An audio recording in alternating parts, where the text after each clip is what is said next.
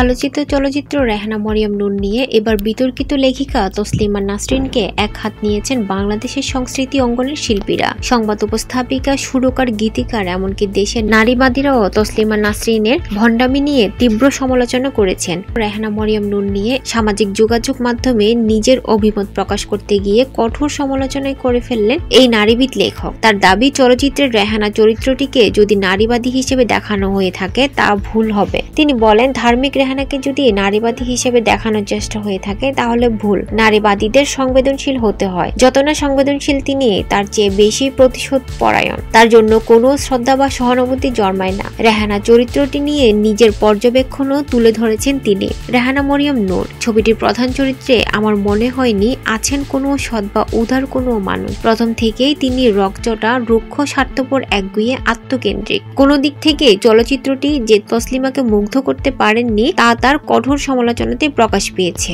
তিনি বলেন, ছবিটি ড্যানিশ ডগমা ফিল্মের মতো হাত ক্যামেরায় শুট করা, টানা মিড শট, বরাবরই যানমানবহীন, হাসপাতালের একই করিডোর, একই ঘোলাঘর, একই সংলাপ, একই চেহারা, একই এক্সপ্রেশন। কোনো আউটডোর নেই, কোনো আকাশ বাতাস নেই, শ্বাস নেওয়ার জায়গা নেই। ছবিটি পূর্ণ দৈর্ঘ্যের না হয়ে 20-25 মিনিটের স্বল্প দৈর্ঘ্যের হলে ভালো হতো, অথবা ছবি না হয়ে কোনো ডার্ক নাটক হলে ভালো হতো, মঞ্চে দেখালে ঠিক হতো।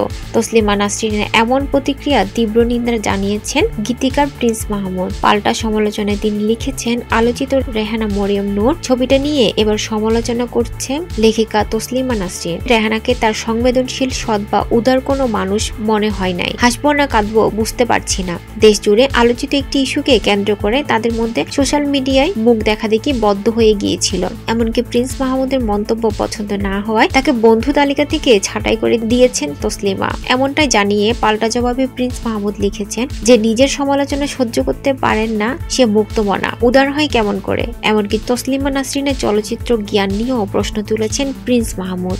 সংবাদ উপস্থাপিকা ও নারীবাদী নেত্রী ইসরাত জাহান উর্মিও সমালোচনা করেন তসলিমা নাসরিনের। তিনি বলেন, নারীবাদীদের সংবেদনশীল হতে হয়। তিনি নিজে কি হয়েছেন, কি মুশকিল, যা হোক, যার যা ভালো লাগা মন্দ লাগা তিনি ব্যক্ত করবেন, সেটাই মেনে নেওয়া ছাড়া তো উপায় নাই।